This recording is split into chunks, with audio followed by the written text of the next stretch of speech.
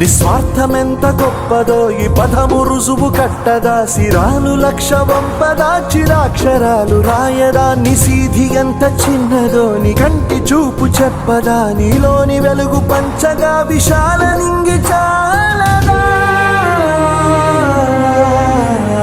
మనుష్యులందు నీ కథ మహర్షిలాగా సాగదా, మనుష్యులందు నీ కథ మహర్షిలాగా సాగదా.